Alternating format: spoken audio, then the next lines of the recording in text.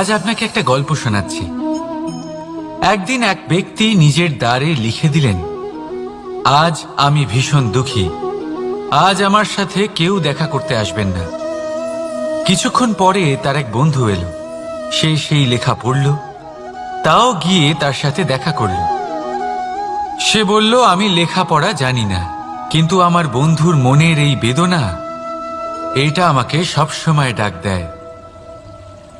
এরাই হলো আসল বন্ধু। কোনো কারণে আপনি যদি দুঃখ পান, কোনো সমস্যার সমাধান না বের করতে পারেন, এই সংসার থেকে আলাদা হয়ে যেতে চান, তাও এই বন্ধু আপনার সাথেই থাকবে।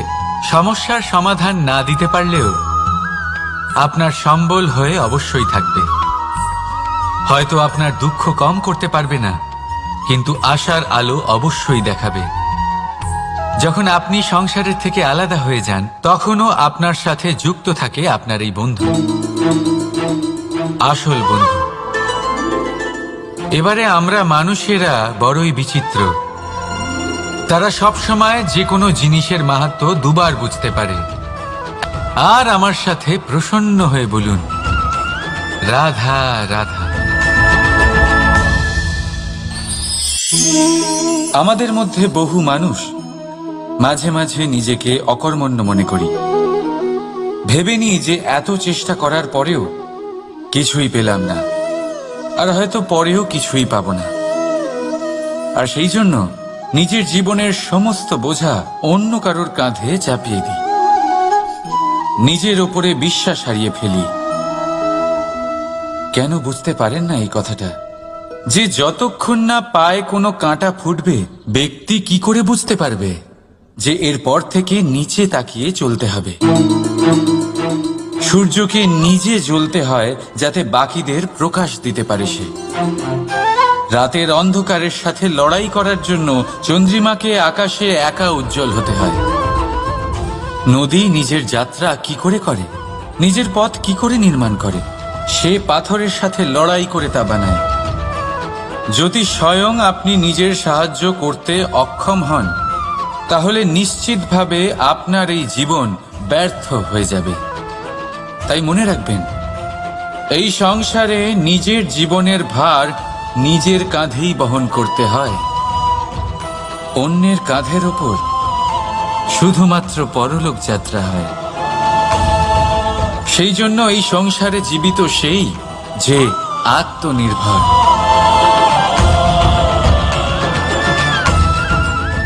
রাধা রাধা। সময়, কথায় বলে সময়ের পূর্বে কিছুই হয় না। প্রতিটা ঘটনার একটা সময় থাকে। সময়ের আগে না সূর্যোদয় হয় আর না সূর্যাস্ত হয়। সময়ের পূর্বে গাছে না ফুল ফোটে না ফল ধরে। কিন্তু একটা কথা ভেবে দেখুন, যদি বর্ষা আসার আগে কৃষক ভূমিকে না প্রস্তুত করে, বীজ রোপণ না করে, তাহলে কি ফসল ফলবে? যদি কোনো যোদ্ধা যুদ্ধের পূর্বে নিজের অস্ত্রের ধার না দেয়, তাহলে সে যুদ্ধ কি করে লড়বে? এর মানে এটাই হলো যে সময় আপনার যখন আসার তখন অবশ্যই আসবে, কিন্তু ততক্ষণ এটাও গুরুত্বপূর্ণ যে আপনি নিজেকে তার জন্য তৈরি রাখুন। কারণ এই সুযোগ, এই কথাটা শুনতে যত ছোট, এটা আসেও ততটা কম সময়ের জন্য, তারপর চলেও যায়। এবার যদি সুযোগ আপনার হাতে আসে আর আপনি তার জন্য তৈরি না থাকেন, তাহলে আপনি সাফল্য কি করে পাবেন? তাই আপনি সঠিক সময়ের জন্য অপেক্ষা করুন, সেই সুযোগের জন্য অপেক্ষা করুন, কিন্তু ততক্ষণ নিজের চেষ্টার দ্বারা নিজেকে আরো সক্ষম করে তুলুন। কারণ সাফল্য আপনার জন্য অপেক্ষা করছে, শুধু আপনি তার জন্য তৈরি থাকুন। রাধা রাধা। সংসারে সকলে উঁচুতে উঠতে চায়, কেউ নত হতে চায় না।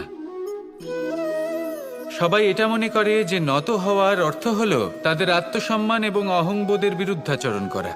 তাদের মনে হয় যে যদি আমরা নত হই, সংসার আমাদের দুর্বল মনে করবে, তাদের শৌর্য এবং তাদের ব্যক্তিত্বের অপমান হবে। কিন্তু এটা কি সত্যি? প্রত্যেকবার নত হওয়ার অর্থ কি সম্মানহানি হওয়া? কখনোই নয়। আপনি নিজের জীবনকেই দেখে নিন। আপনার কোনো অমূল্য জিনিস যদি নিচে পড়ে যায় তাহলে তাকে কিভাবে তোলেন? সেই বস্তুকে তোলার জন্য আপনাকে নত হতেই হবে। আপনি বড়দের আশীর্বাদ কিভাবে লাভ করেন? আপনি নত হয়ে তবেই তাদের আশীর্বাদ লাভ করতে পারেন, তাই না? ভেবে দেখুন, আপনি একটা পথে হাঁটছেন। আপনি দেখতে চাইছেন যে আপনি সঠিক পথে হাঁটছেন কিনা, পায়ের নিচে কাঁটা পড়ে আছে কিনা। কিভাবে দেখবেন? আপনাকে সেই মাথা নত করেই দেখতে হবে। এর অর্থ কি? অর্থ খুব সহজ। প্রত্যেকবার নত হওয়া অনুচিত নয়, সেটা কোনোভাবেই সম্মানহানি নয়। পরিস্থিতি অনুসারে এবং যেখানে প্রয়োজন আপনি নত হতে শিখে গেলে আপনি অনেক কিছুই লাভ করতে পারবেন। জ্ঞান, মান, গুণ, বিশ্বাস। সেই জন্য প্রয়োজন এবং পরিস্থিতি অনুসারে নত হতে শিখুন। এতে অনুচিত কিছুই নেই। আত্মসম্মান থাকা অত্যন্ত প্রয়োজনীয়, কিন্তু তা যেন কখনো অহংকারে পরিণত না হয়। এই বিষয়ে অবশ্যই নজর রাখবেন এবং আমার সাথে ভালোবেসে বলবেন, রাধা রাধা। বিন্দু বিন্দু জলেই সাগর নির্মাণ হয়। এবার এই কথা আমরা সকলে জানি। আপনি কি এই কথাটা জানেন যে ছোট ছোট সুখের দ্বারাই বড় সুখ লাভ করা যায়? একজন বাবাকে দেখুন, সন্তানের জন্ম থেকে তার যুবক হওয়া পর্যন্ত তার সাথে ছোট ছোট সুখ যাপন করেন। এই ছোট ছোট সুখগুলি তাদের প্রেমের সম্পর্কে গভীরতা নিয়ে আসে এবং প্রেমের এই গভীরতা তাদের জীবনে বড় সুখ নিয়ে আসে। এটা ঠিক সেই রকম যেরকম বিশাল এক সমুদ্রে, গভীর এক সমুদ্রে অমূল্য রত্ন খুঁজে পাওয়া যায়। এটাও ঠিক সেই রকমই। সেই জন্য জীবনে বড় বড় সুখের খোঁজ করতে গিয়ে সময় নষ্ট করবেন না। এই যে ছোট ছোট সুখ আছে, এগুলোকে যাপন করা শুরু করুন। এগুলোর আনন্দ লাভ করুন। এগুলো নিয়ে উৎসব পালন করুন। প্রেমের গভীরতা বুঝুন আর এই গভীর প্রেমে মন নিমজ্জিত করুন। তারপরে দেখুন, এই মন আর এই জীবন সুপ্রসন্ন হয়ে বলবে, রাধা রাধা। এই সংসারে যখন সাফল্যের পথে আপনি অগ্রসর হবেন, তখন আপনার পরিশ্রম, একাগ্রতা, সাহসের সাথে সাথে সমাজের মানসিকতাও সহ্য করতে হবে। প্রত্যেক ব্যক্তি কিছু না কিছু ভাবেন, কিছু না কিছু বলেন। কিছু মানুষ এমন আছেন যারা ভাববেন যে আপনি কিছুই করতে পারবেন না। তারা আপনার নিন্দা করবেন, আর এই নিন্দার কথা ভেবেই আমরা ভয়ভীত হয়ে পড়ি। সেই কারণে নিজেদের আশা, নিজেদের বিশ্বাস হারিয়ে ফেলি। এবার যদি সেই নিন্দার ভয়ে আমরা লক্ষ্যচ্যুত হই, তাহলে সেটা অনুচিত। সেই জন্য জীবনে শুধু পরিশ্রম করতে থাকুন, সামনে এগোতে থাকুন। যেই দিন আপনি আপনার লক্ষ্য লাভ করবেন, সেই প্রত্যেক ব্যক্তি যারা নিন্দা করছিলেন তাদের দৃষ্টি আপনা থেকেই পাল্টে যাবে, ঠিক কিনা? এই সংসারকে যা প্রাণ চায় তাই বলতে দিন। যদি আপনি কারোর কথা শুনতে চান, তাহলে নিজের অন্তরের কথা শুনুন। সেটাই আপনাকে উচিত পথে নিয়ে যাবে। সামনে অগ্রসর হতে থাকুন, পরিশ্রম করুন। এমন একটা দিন আসবে যেদিন এই নিন্দুক ব্যক্তিরা আপনার লক্ষ্যপ্রাপ্তির উদাহরণ সবাইকে দেবে। আসুন আমার সাথে ভালোবেসে বলুন, রাধা রাধা। আমরা জীবনে চলতে চাই, সামনে এগোতে চাই, কিন্তু কখনো কখনো এমন হয় যে আমরা আমাদের লক্ষ্য দেখতেই পাই না। আমরা চিন্তিত হয়ে পড়ি, ব্যতীত হয়ে পড়ি, আমরা কিছু বুঝতেই পারি না। এই মন অশান্ত হয়ে যায়। কিন্তু যদি আপনি থেমে যান, তাহলে নিজের পথ এবং নিজের লক্ষ্য থেকে সরে যাবেন। সেই জন্য চলতে থাকুন, থামবেন না। যতদূর পারবেন চলতে থাকুন, যতদূর দৃষ্টি যাচ্ছে চলতে থাকুন। তারপরেই দেখবেন পরবর্তী পথ আপনা থেকেই আপনার সামনে আসবে। কারণ আপনার দৃষ্টির সীমা থাকতেই পারে, দৃষ্টিভঙ্গির সীমা নেই। আপনার পথের সীমারেখা থাকতেই পারে, কিন্তু সেই পথে চলার সাহসের সীমা নেই। সেই জন্য নিজেকে অসীমিত করে তুলুন। এই সীমারেখা আপনা থেকেই দূর হয়ে যাবে, লক্ষ্য নিজে থেকেই দেখতে পাবেন, আর এই মন সুপ্রসন্ন হয়ে বলবে, রাধা রাধা। মানুষ সবসময় চায় যে তার জীবনে যেন কখনো কোনো সমস্যাই না আসে। সে চায় তার জীবন যেন শুধুমাত্র শান্তি এবং সুখের দ্বারা পূর্ণ থাকে। কিন্তু এই চাহিদা অনুচিত কিছু নয়। আমরা সবাই এটাই চাই যে জীবনে সুখ থাক, শান্তি থাক। কিন্তু এই কথা সবসময় মনে রাখবেন, যে সূর্য উদিত হন সংসারকে প্রকাশমান করেন, দুপুরবেলায় সংসারকে রৌদ্র প্রদান করেন, সন্ধেবেলায় তাকেও অস্ত যেতে হয়। এবার আমাদের জীবন চক্র কিছুটা এরকমই। কোনো কিছুই চিরকাল একরকম থাকে না। কখনো এই নদীকে দেখুন, যা বয়ে চলেছে। এই নদী যা বয়ে চলেছে তার পথেও অনেক বিপদ আসে। বড় বড় পাথরের সম্মুখীন হয়ে তাকেও সামনে এগিয়ে যেতে হয়। একটি পুকুর যা চারদিক থেকে ঘেরা, তার জীবনে কিন্তু কোনো সমস্যা নেই। কিন্তু এই সংসারে পুকুরের পুজো করা হয় না, পুজো করা হয় নদীকে। মনে রাখবেন, সমস্যার ঊর্ধ্বে তিনি উঠতে পারেন যিনি সমাধি লাভ করেছেন, যিনি এই সংসারেই নেই। যিনি এই সংসারে আছেন এবং জীবিত আছেন, তার জীবনের সমস্যা হলো শ্বাসবায়ুর মতোই গুরুত্বপূর্ণ। আসুন আমার সাথে ভালোবেসে বলুন, রাধা রাধা। আমরা সবাই জীবনে সুখ লাভ করতে চাই। শুধু জীবনে কেন, জীবনের পরেও আমরা সুখ লাভ করতে চাই। আমরা সকলে স্বর্গের কামনা করি। কিন্তু খুব সহজ একটা কথা, যদি আপনি স্বর্গ লাভ করতে চান তাহলে প্রথমে মৃত্যু লাভ করতে হবে। আপনি যদি প্রাণই না দেন তাহলে আপনি স্বর্গ লাভ কিভাবে করবেন, তাই না? শুধু এই ছোট্ট একটা বিষয় দ্বারা আমরা জীবনে অনেক কিছুই শিখতে পারি। যদি আপনার কোনো লক্ষ্য থাকে, কোনো মনোবাঞ্ছিত স্থান থাকে, কোনো বড় কাজ আপনি করতে চান, তাহলে সেই সবই হবে। কিন্তু শুধুমাত্র কামনা করলে হবে না, আপনাকে কর্ম করতে হবে, নিরন্তর প্রয়াস, পরিশ্রম, পথ খুঁজতে হবে, সামনে অগ্রসর হতে হবে। কখনো অসফল হলে তার কারণ খুঁজতে হবে, বিপদের সম্মুখীন হতে হবে, অন্তর থেকে নিজের শক্তি বাড়িয়ে তুলতে হবে। তবেই আপনি নিজের লক্ষ্য লাভ করতে পারবেন, মনোবাঞ্ছিত স্থান পাবেন। মহান নদী গঙ্গা একটি বিন্দু দ্বারা শুরু হয়, ধীরে ধীরে অগ্রসর হয়। কোনো পাথরে ধাক্কা খেলেও সে থামে না, বরং এগোতেই থাকে। তারপরেই সে মহান নদী গঙ্গা হয়ে উঠতে পারে।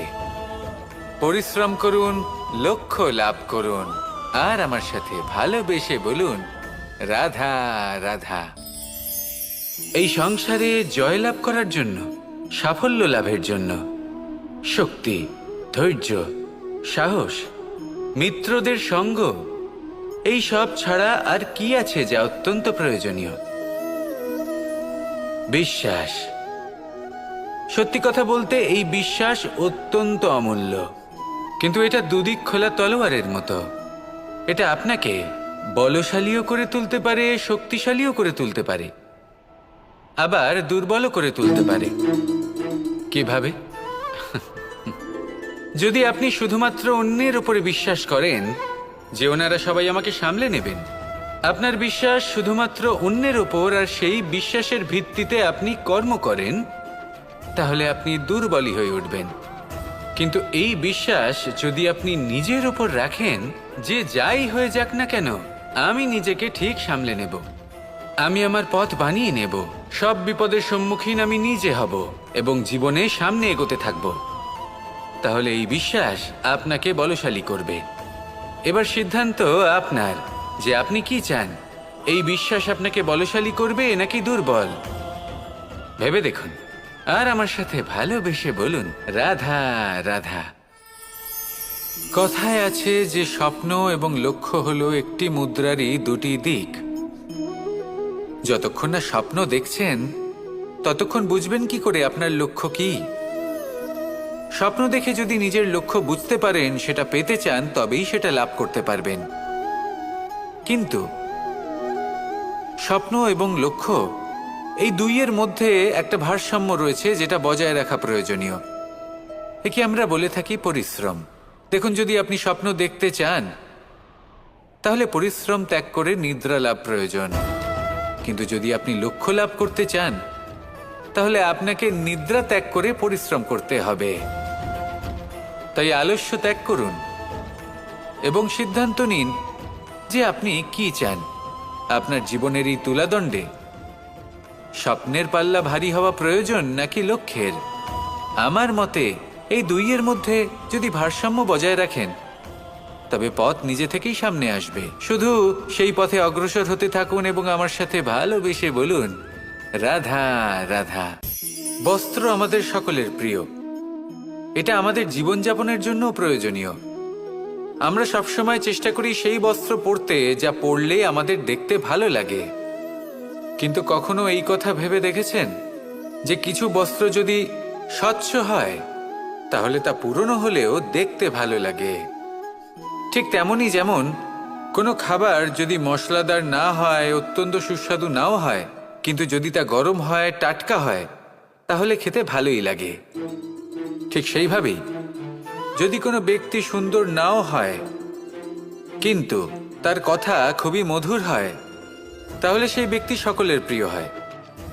কোনো ব্যক্তি যদি ধনবান নাও হন কিন্তু তিনি যদি গুণী হন, তাহলে এই সংসারে সম্মান লাভ করেন।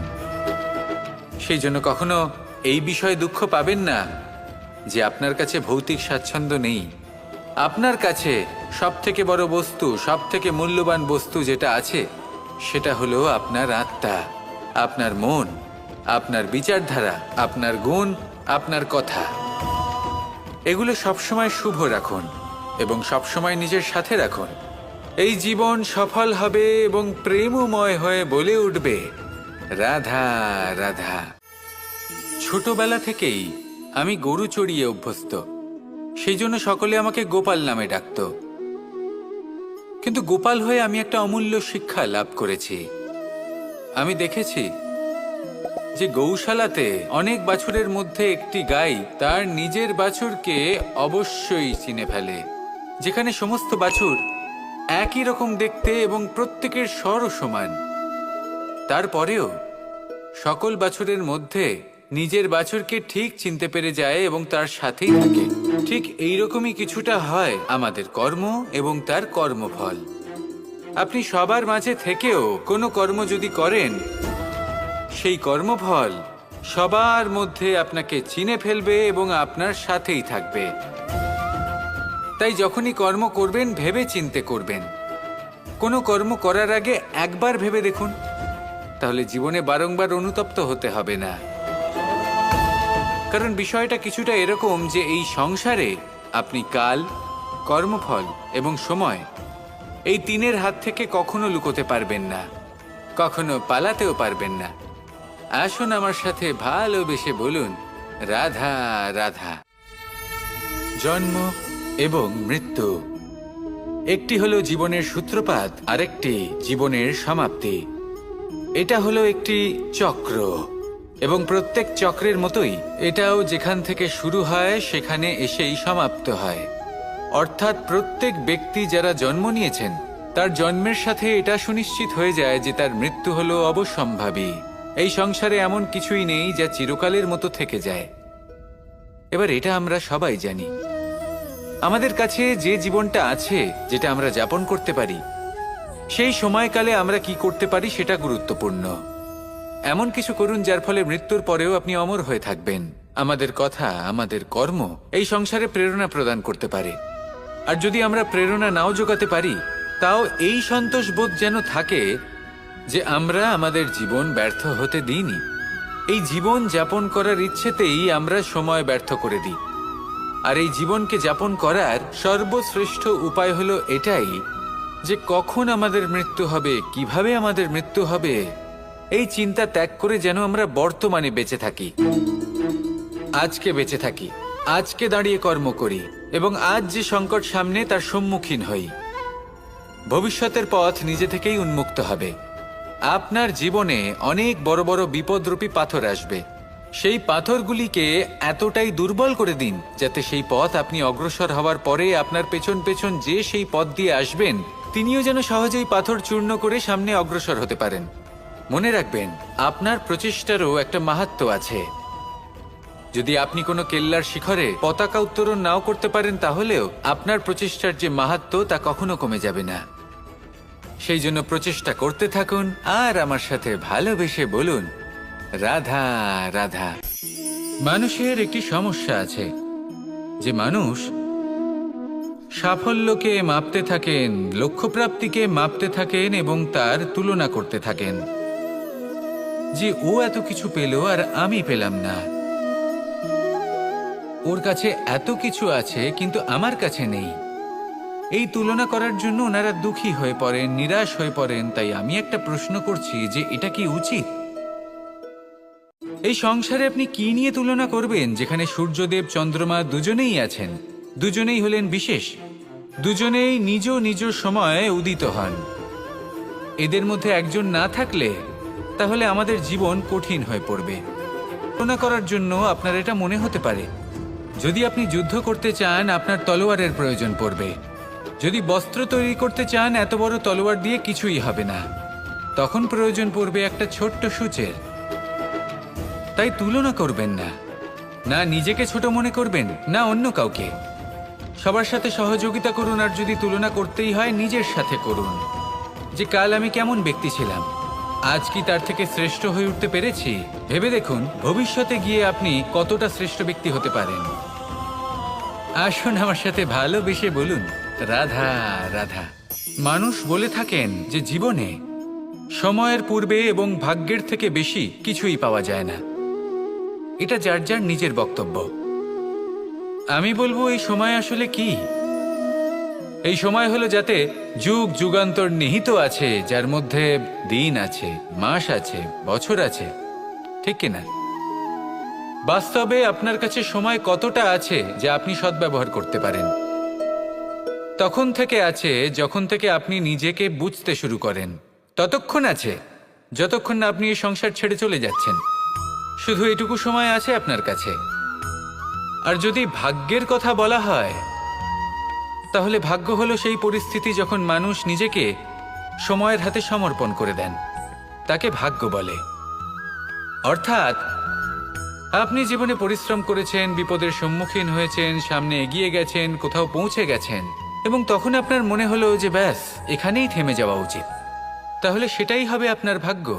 যদি ভাগ্যের কথা বলা হয়, তাহলে বলবো সত্যবানের ভাগ্যে মৃত্যু লেখা ছিল, কিন্তু সাবিত্রীর কর্ম তাকে পুনর্জীবিত করে তুলেছিল।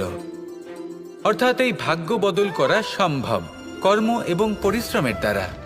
ভেবে দেখুন, রাবণ মাতা সীতাকে হরণ করেছিল। যদি শ্রীরাম সেটাকে ভাগ্য বলে মেনে নিতেন, তাহলে কখনো ভাগ্য বিধাতা হয়ে উঠতে পারতেন না। ভাগ্য হলো একটা বাঁধন যেটাকে ভেঙে ফেলা খুব প্রয়োজনীয়। নিজের লক্ষ্যের কাছে পৌঁছতে হবে। হতেই পারে এই লক্ষ্য হলো পরমাত্মার কাছে পৌঁছে যাওয়া। আপনি যদি পরমাত্মার কাছে পৌঁছতে নাও পারেন, তাও সেই পথে কিছুটা অগ্রসর হতে পারছেন, তাই না? তাহলে ভাগ্যের এই বাঁধন ভেঙে ফেলুন, নিজের কর্মের দ্বারা নিজের প্রারব্ধ গড়ে তুলুন এবং আমার সাথে ভালোবেসে বলুন, রাধা রাধা। এই সংসারে নির্মাণের বিষয়ে জ্ঞান লাভ করার পূর্বে ধ্বংসের বিজ্ঞান বুঝে নেওয়াও খুব প্রয়োজনীয়। যখনই আমরা ব্যায়াম করি তখন কি হয়? আমাদের পুরনো মাংসপেশি নষ্ট হয়ে যায় এবং সেই মাংসপেশির স্থানে আমরা নতুন মাংসপেশির নির্মাণ করে থাকি। যেমন একটা নতুন ইমারত গড়ে তোলবার পূর্বে পুরাতন ইমারতকে ভঙ্গ করে দিতে হয়, তবেই তো সেই স্থান সজীব হবে, ঠিক কিনা? এবারে জ্ঞান এবং বিজ্ঞান ছাড়াও এমন কিছু আছে যা কিনা অত্যন্ত গুরুত্বপূর্ণ। তা হলো সীমা পার করে যাওয়া। এই যে সীমা, এই যে নিয়ম, তা মানুষের জন্যই বানানো, তাকে নিয়ন্ত্রণ করার জন্য তৈরি করা হয়েছে। এমন অনেক সীমা, এমন অনেক নিয়ম মানুষের জন্য অত্যন্ত মঙ্গলকারী। কিন্তু কিছু এমন সীমা আছে, কিছু এমন নিয়ম আছে যা মানুষের লঙ্ঘন করে যাওয়া অতি আবশ্যক। যতক্ষণ না এই সীমা লঙ্ঘন করছেন, নিজের নতুন অস্তিত্বকে খুঁজেই পাবেন না, সেই স্থানে পৌঁছতেই পারবেন না যেখানে সংসার তাকে চিরস্মরণীয় করে রাখবে। সেই জন্য জীবনে যাই করবেন, সীমা অতিক্রম করে যান। যদি পরিশ্রম করেন তাহলে সীমা অতিক্রম করে পরিশ্রম করুন। যদি লক্ষ্যের দিকে অগ্রসর হন তাহলে সীমা অতিক্রম করে অগ্রসর হন।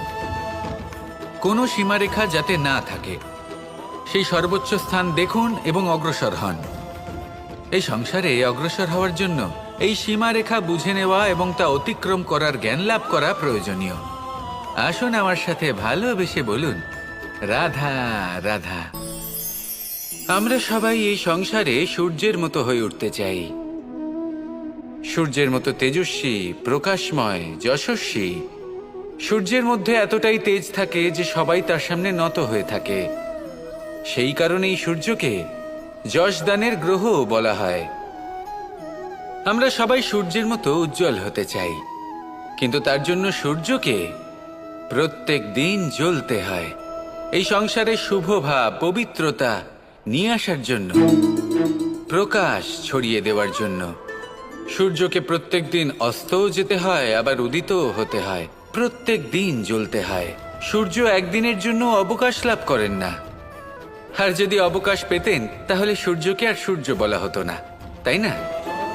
সেই জন্য আপনি যদি সূর্যের মতো হয়ে উঠতে চান, সেই রকম উজ্জ্বল হতে চান, তেজস্বী হতে চান, তাহলে সূর্যের মতো জ্বলতে হবে, অর্থাৎ অগাধ পরিশ্রম করতে হবে। আসুন আমার সাথে ভালোবেসে বলুন, রাধা রাধা।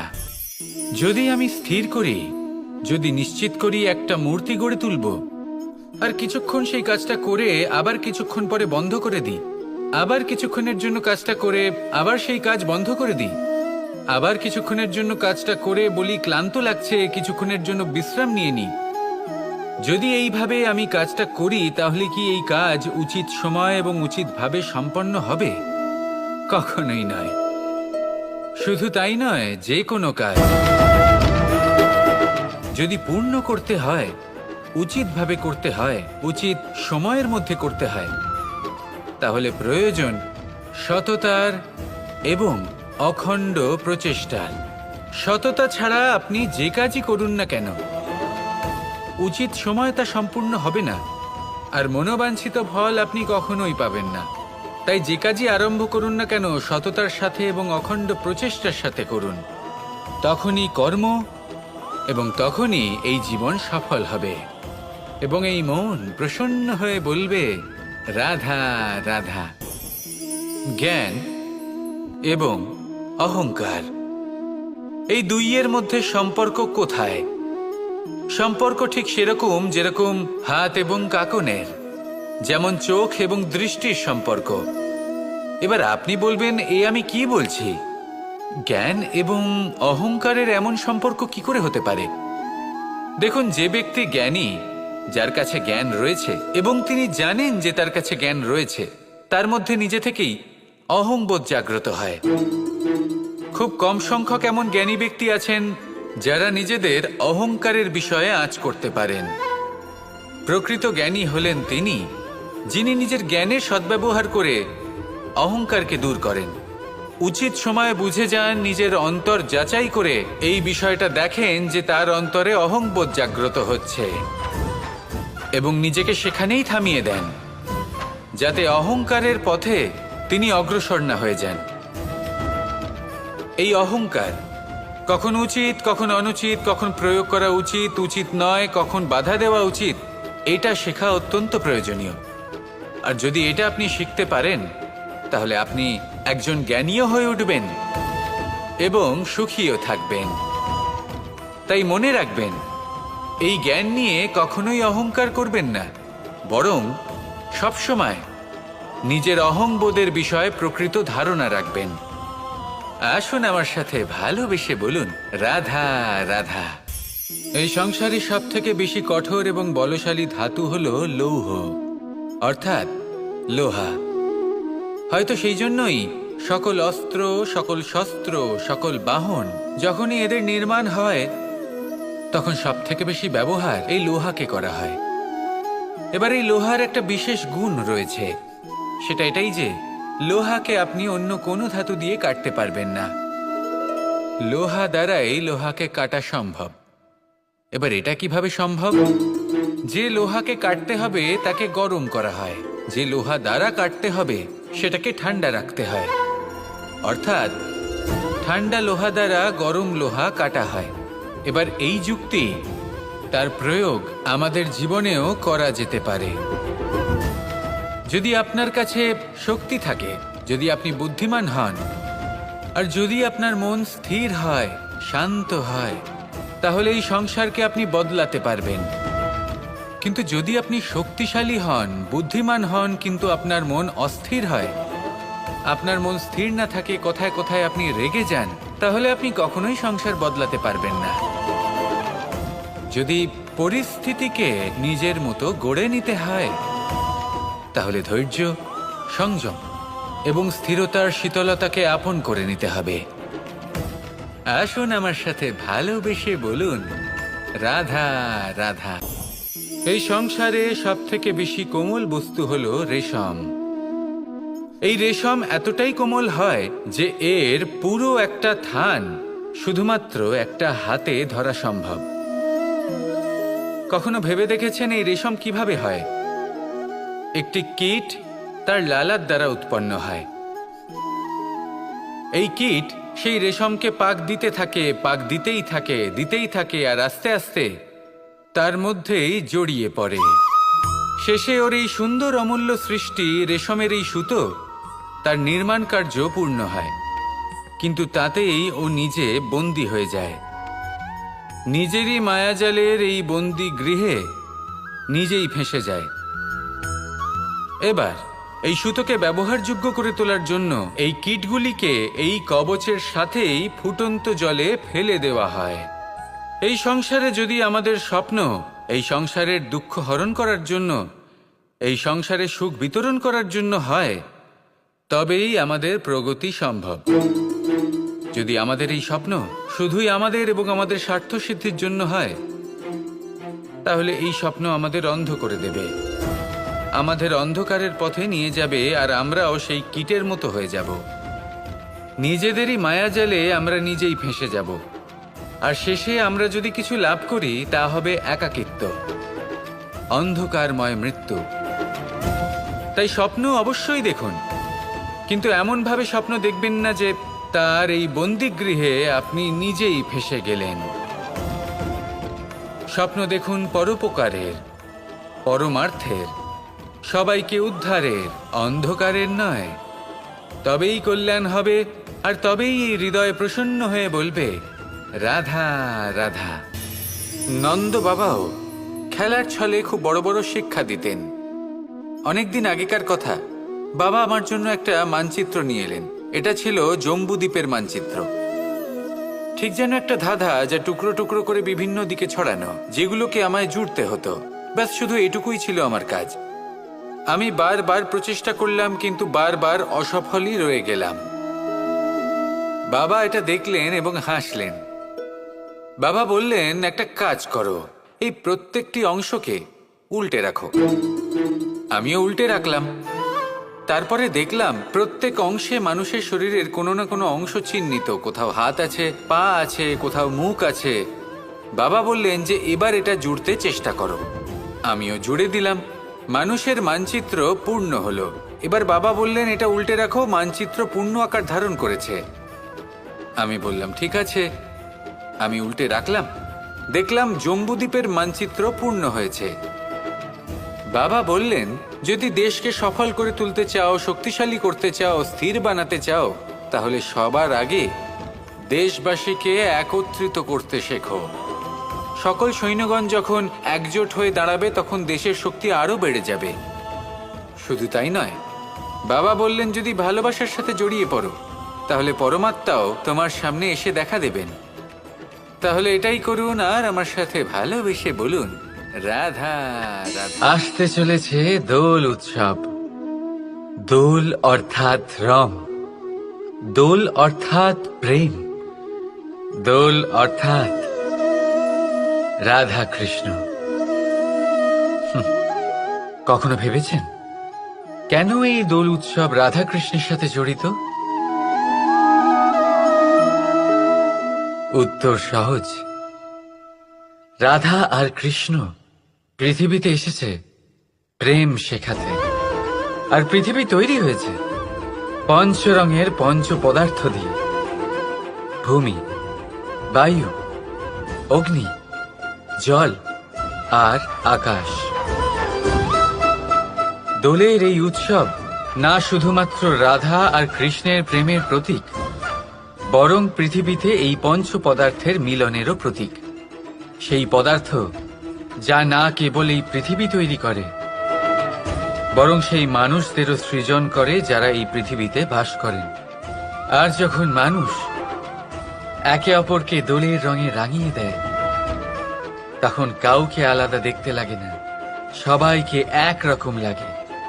কারোর মুখ দেখা যায় না, যদি কিছু দেখা যায় তা শুধু এই রং,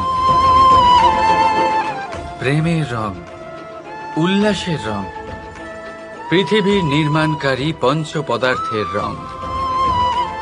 তাই বয়ে যান এই রঙের নদীতে আর গড়ে তুলুন এই সম্পর্ক এক নতুন উদ্যমে। শুভ দোলযাত্রা। আর হ্যাঁ, ভালোবেসে বলুন রাধা রাধা। এই ফল দেখতে পাচ্ছেন আপনি? সবাই জানে এই ফলের থেকে বেরোনো বীজ একটা নতুন বৃক্ষকে জন্ম দেবে, যে নতুন বৃক্ষ আবার এমন এক ফলের জন্ম দেবে। কিন্তু আপনি কি কখনো ভেবে দেখেছেন ফল আর বীজের সম্পর্ক এতই গভীর, অথচ বৃক্ষের মূল আর বৃক্ষের শাখার মধ্যে এত দূরত্ব কেন? কারণ দূরত্ব অতি আবশ্যক। যদি আপনি কাউকে নিজের কাছে চিরকালের জন্য রাখতে চান, তখন তাদের থেকে দূরত্ব কিছু সময় দরকারি। এই দূরত্বই হলো সেই কারণ যার জন্য আপনি আপনার সঙ্গীর মাহাত্ম্য বুঝতে পারেন। এই দূরত্বের জন্যই আপনি আরো প্রেরণা পান যাতে তাদের সাথে আবার দেখা হয়। আর সেই জন্য মনে রাখবেন, দূরত্ব কখনোই খারাপ নয়। ফলের থেকে বীজের এই দূরত্বই নতুন ফল হওয়ার কারণ হয়ে দাঁড়ায়। প্রেমের আসল পরীক্ষা হয় এই দূরত্ব দিয়েই। তাই দূরত্বের সাথেও প্রেম করুন আর ভালোবেসে বলুন রাধা রাধা। আকাশ থেকে ঝরে পড়া বৃষ্টির ফোঁটা বড়ই শীতল, মিষ্টি আর পবিত্র হয়, কিন্তু সবার ভাগ্য ভিন্ন ভিন্ন হয়। এবারে দেখুন, যদি কোনো ফোঁটা কলা পাতায় পড়ে তা শিশির হয়ে থেকে যায়, প্রকৃতির সৌন্দর্য বাড়ায়, প্রাণীদের তৃষ্ণা মেটায়।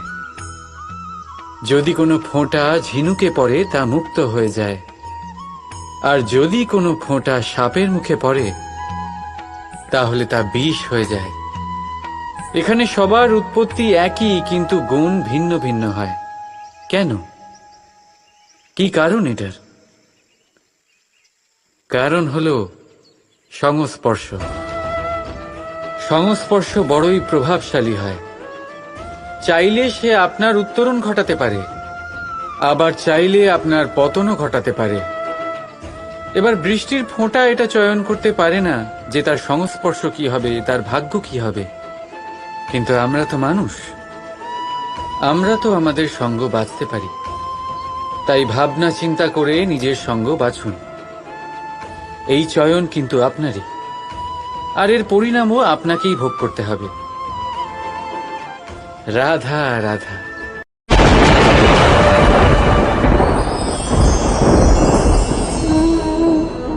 আমার সামনে রয়েছে গরুর দুধ, যা 2 দিন পর্যন্ত ভালো থাকে। যদি এই দুধ গরম করে জমানো হয় তাহলে তৈরি হয় দই, যা 3-4 দিন অবধি ভালো থাকে।